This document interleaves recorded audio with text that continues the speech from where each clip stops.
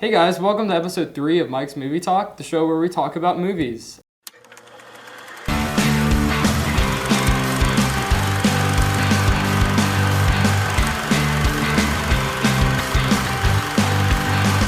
We have a very special guest, Seth Chambliss. Hi, and today everybody. we're talking about The Dark Knight. So I just want to give you guys a spoiler warning, just in case you haven't seen The Dark Knight. We're going to be talking about some spoilers. Yeah, So- this is an amazing superhero film, and if you haven't seen it, you should run away from your right now. from your computer and watch it. So what is The Dark Knight? The Dark Knight came out in 2008, directed by Christopher Nolan. Great director. And it's the second film in his Dark Knight trilogy, which started with Batman Begins and ended with The Dark Knight Rises. So it follows Bruce Wayne / Batman, Commissioner Gordon, and District Attorney Harvey Dent as they attempt to take down the Gotham City Mafia.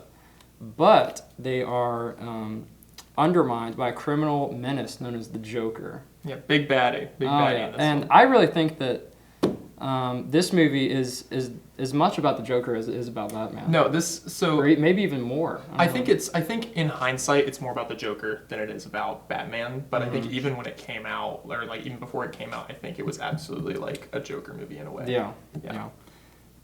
So I put on here, it said this is a movie that really transcended the superhero genre to become something more. Mm-hmm. And it made people sit up and take notice, especially since it won or nominated for 8 Academy Awards, which is insane for a superhero movie. And I have a quote here by Roger Ebert, the famed film reviewer. And I think this sums up a lot of what the reactions were right after the movie came out, and still are people who review it. He said it was a haunted film that leaps beyond its origins and becomes an engrossing tragedy. And it redefines the possibilities of the comic book movie. Do you agree with that? Yeah, I would definitely agree with that. Yeah. I think you got to remember that this came out in 2008 or 07 or 08. 2008, yeah. 2008. And so the entire Marvel Cinematic Universe isn't even really a thing yet. Iron Man's just coming in, you know? Yeah. And so basically you're working off of the Spider-Man trilogy. Yeah, I was going to say too, this is a big shifting moment in superhero movies in general because you did have, the Spider-Man trilogy, the Sam Raimi trilogy with Tobey Maguire. They're really good movies, but this is just The Dark Knight is a totally different universe. Yeah, the tone is way different, right? Yeah. Because with Spider-Man and with pretty much any other superhero movie that had come out at that point, they're all really comedic, or if they aren't comedic, it's for a really small period of the movie. So that part in Spider-Man 2 where it turns into a horror movie for a couple minutes, Yeah. But mostly it's just comedy or whatever. But, And they try to replicate the comic book nature Yeah. and they kind of put that into the movie to make it a little more kind of come off the screen. This is dark and just they try to kind of gritty. emulate the graphic looks in a way with the camera or whatever. But no, I think The Dark Knight was different because it kind of just wanted to be a movie. It wanted to be a serious, well-respected movie without thinking about the fact that it is a superhero movie. Yeah. Just beyond that, it is just a good That's movie. a great way to sum it up. So the first thing I want to talk about here is the casting. And the elephant in the room here is Heath Ledger as the Joker. He absolutely just steals every scene he's in, I think. Yep. And when this came out, it was a very different take on the Joker than, in film Jokers at least, than in years past. He was darker, he was more anarchistic, is that a word? No, definitely. And in the words of Alfred, some men just want to watch the world burn. Yeah, no, definitely. So no, because before Heath Ledger was the Joker, it was Jack Nicholson was the Joker, and then there were probably a couple of others earlier. Mark Hamill was known for the voice a lot of the time. But no, Heath Ledger, aside from the fact that he was probably becoming the biggest, he would have been the biggest actor in Hollywood after this came out if he was still alive. He would have been a superstar. So it's crazy to think about how this was his last role, and it could have still been his best role. It's an incredible performance. To them, you're just a freak. Like me. They need you right now. But when they don't, they'll cast you out. Like a leper. See, their morals, their code. It's a bad joke. And if you guys didn't know that he actually died about 6 months before the movie's released from a drug overdose. And that I think that really kind of it gives a little more to the performance too. Like it recontextualized. Like this was his last role, and it was just totally. Yeah. So, and he went on to win the Academy Award for Best Supporting Actor, which even cements it just even more. Yeah. Why so serious? He sticks the blade in my mouth. Let's put a smile on that face. And why so serious? The entire every scene film. he takes up, you're like, oh god. This is the part that I'm waiting for. Yeah. Exactly. So let's talk a little bit about Christian Bale as Bruce Wayne and Batman. I think he plays a really good Bruce Wayne. Yeah. The rich, the suave genius that he is. Yeah. But how do you think he plays Batman? I'm really... He really leans into, like, the, gruff Batman sort of vibe. Yeah. And I think, at least now, we're like, maybe you could, have a character. Yeah, I'm not a fan of his voice. Do I look like a clown? Where's the trigger? Where is it? You never give it to an ordinary citizen. In this movie. Yeah, it's definitely a little bit exaggerated. Like when he first started talking, like I just watched this movie very recently, actually today, but I haven't seen this movie in a long time. And when he started talking like that, I was like, I almost laughed. Yeah, I was like, what? It's a little funny. I won't lie.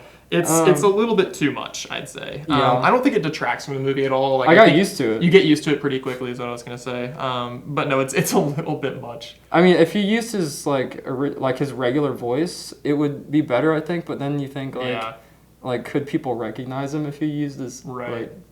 I don't know. But I do think as Bruce Wayne, he does an excellent job. I really love the scene where he's in the hotel diner or whatever, and he's bringing his girlfriend and everything over there, and they're talking about moving the tables, and he's like, "Oh, don't worry about it, I own the place." And he just shifts an entire effortless, section. just cool, just if you he was something about this is the last fundraiser you'll ever need or something for my guys. Yeah. So.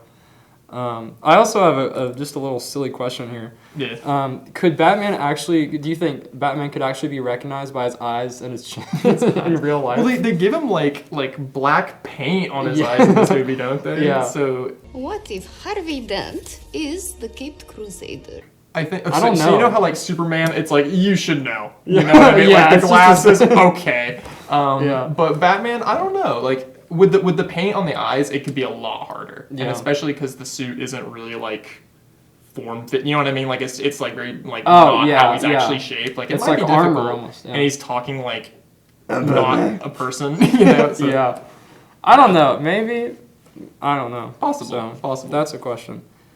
Is there anything else that stood out to you about the casting for this movie? I don't know if you've put this somewhere else in your notes or anything like that, but the size changes that Christian Bale would go through to do these movies, not even just The Dark Knight. Yeah. So before Batman Begins, he was playing some scrawny role. I can't remember what it was. Yeah, it wasn't he super skinny, right? Yeah. And then he bulked up 60 pounds for Batman Begins, and then he went down 70 pounds, and then went back up again. His weight gain and weight loss and stuff. Because then he was through his entire career. Yeah, he was. What was that movie a couple years ago where he gained a ton of weight? He was when you played Dick Is it Cheney American or something? Hustle? No. Did he? It's just Cheney, isn't it? I don't know. Something like that. Yeah, he plays Dick Cheney. I don't know, but I was like, oh my god, that's Christian Bale. Yeah, he gets big, and then a year later he did Ford versus Ferrari. God, and he's tiny again. Just amazing actor. Yeah, it's crazy. So his dedication. He's definitely, and this is an interesting thing about this movie too, is that both leads, which is Joker Heath Ledger and then Batman Christian Bale, they're both method actors. Oh yeah, which makes it so exciting to watch. It's so interesting. Oh yeah, exactly. So I have a point in here, and the question is, why is this movie as praised as it is? And this movie gets a lot of just raving reviews, and I'm not saying that's not warranted. Warranted, yeah. But I wanted to talk about some stuff what it does get right, and it gets lots of big things right. It's got top-notch acting from basically all of the cast, top-notch directing, from Christopher Nolan, and just amazing cinematography too. Yeah. This was a really cool, and it's a different type of cinematography than people were used to for superhero movies when this came out. Because it sets it's like a dark and like gritty and realistic. And you do have like a director that has like a known style, you know. And I think Sam Raimi did that too in Spider-Man to a certain extent. But like you can tell that this is like a big budget, serious action movie because Christopher Nolan's directing it. You know what I mean? Yeah. And I don't like a lot of people won't like that. It's like, oh, I don't want like a dark, gritty super. Like I like the Spider-Man movies better. Or it's like it's not everyone's cup of tea. Is what I'm saying. Is like it's all the grittiness and the realisticness. Yeah. But I think like the story that it's telling, it really helps that it's that tone. Yeah. Because otherwise, then it would just feel like out of place. You know? Yeah, because I was gonna say like the story alone is not what carries this movie. Like the story is almost kind of like haphazard. Like it doesn't feel like that cohesive in a lot of ways. Yeah. It's like the Joker shows up and Just blows something up, just stuff and they keeps happening, and they have to react to it. And then like 30 minutes of Harvey Dent material happens, and then it's like, oh, Joker's back, you know. Yeah. So it's interesting to see how like the performances just carry everything. Yeah. Yeah. And I also said here, like another reason why it's praised so much is that it explores more like complex themes and messages. And an example I have for that here is like the ferry scene, you know, where the Joker plants a bomb on each there's 2 ferries, and he puts a bomb on each one, and then he says, oh, by midnight they're both going to explode unless one of the ferries detonates the other one first. And they're both full of people. It's 2 different groups of people too, right? Yeah, it's like one is prisoners. There's prisoners on one and like just civilians on the other. And it's like morals. So they're like, oh god, what are we going to do? We have 15 minutes. Are we going to blow the other ferry up? Yeah, and that's like one of the most tense parts of the movie too, because both of the boats are like trying to, because they have the opportunity on each boat to blow up the other boat. Yeah, they have the detonator for the other bomb. So like it makes you think like, God, what would you do in that situation? That's scary. Yeah. But they both decide to wait it out, which I think symbolizes like that. There's like, oh, there's good in people. You know? Yeah. And then the bombs don't go off at the end. It's probably the most lighthearted thing about this movie. Yeah. Besides maybe Alfred. No one died in the ferries. Yep. Yeah. But I also have here, good doesn't always win as a theme. Yeah. Because Harvey Dent starts out as just like the all-around good guy. Oh, he's gonna save Gotham, and or at least like a normal dude, you know, like he's just a guy regular politician with good values. I mean, good-ish values, as good as a politician can get. Yeah. And then he is corrupted over the course and wants revenge for. Yeah. What? What did he want revenge for? Somebody burned off half his face. Oh, that. Yeah. Yeah, he becomes Two-Face. And Rachel, I guess. Yeah, that was the big thing. Oh yeah, because Batman stole Rachel. Remember? Yeah. Well, he didn't know that. Yeah. Well, he learns about that at some point. Remember? Because it's like. Yeah. I guess.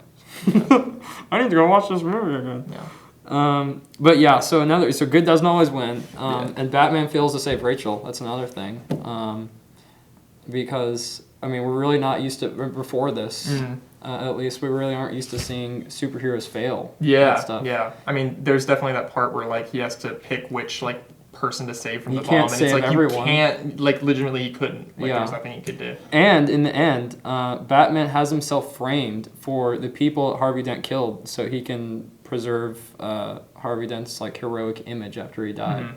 So that's definitely not a happy ending, because at the end, you know, they all go hunt him down because he's like, oh, Batman killed people now. Yeah. You know, so that's definitely a twist ending, kind of. Yeah, and really unexpected at the time, right? Super unexpected. Because that had never really happened before. Yeah, it's not like, oh, save the day, and you go, like Spider-Man, swing off into the sunset. Yeah. So, Batman was not the hero Gotham needed, but he was the one they deserved. Yeah. Aw. Yeah. Isn't that sweet? Very sweet. So, is there anything else that stuck out to you that you want to talk about? Oh my gosh, there are so many brilliant scenes that are just like in a vacuum, just excellent. Yeah. Like the very first scene in this movie is a bank robbery, which is just like the action is immediately at 100. So it's a bunch of faceless people because they're all wearing clown masks, and you're like, what's going on here? Yeah. Are these Joker minions? Like, what's going on? Yeah. And then they all sort of get picked off one by one, until finally there's like a bus that backs into the bank. Oh, and then they're all talking about like they're like, oh, this Joker guy must be really crazy. Yeah, you know? he's like the Joker. He's Which like one? a big like boss that they don't know about like much about. Yeah. You know, it's like, oh, he's Yeah. gonna pay us or whatever. Like, what's his deal? and then he backs a bus in, and then he's like, "I'm the Joker," and then that's not what he says verbatim, but you get the idea. Yeah, everyone else ends up killing each other until he's the only one left, and it's just like, oh my god, he gets away. This guy knows what he's doing. Yeah, and then Batman's like, oh no. Yeah, we gotta fix Gotham. There it goes again. Yeah. So what is the big takeaway here? Overall, like, what do you think about this movie in general? Would you recommend The Dark Knight? I would recommend it. Who hasn't seen it? I would recommend it to anybody who's a film buff. I would recommend it to anybody who really like appreciates movies and really enjoys like beyond, I guess, surface level watching, because like I think the movie itself is good. I think the acting is really good. But I think if you really appreciate like all the cinematography, the performances, the set design is really underrated too, and all that kind of stuff. And I think you'll get a lot out of it. There wasn't a lot of CGI in this movie. I mean, except for the Two-Face, obviously. Yeah. But like as far as like big action effects, no, not really. Was there? There's a part where like an 18-wheeler flips with an RPG shot, and I'm pretty sure that's probably practical. That was practical, yeah. So yeah, I don't know. It makes it seem more real. Yeah, really. Because on the except for Two-Face, the scene where Batman's like hanging off of the building with the Joker, isn't that practical? Like, don't they use a rope or something? I don't know. They could have. I think they did. I don't know. So, if you like The Dark Knight, there's a lot more Batman movies out there. Yeah. Some are not great. A few. But there is a lot.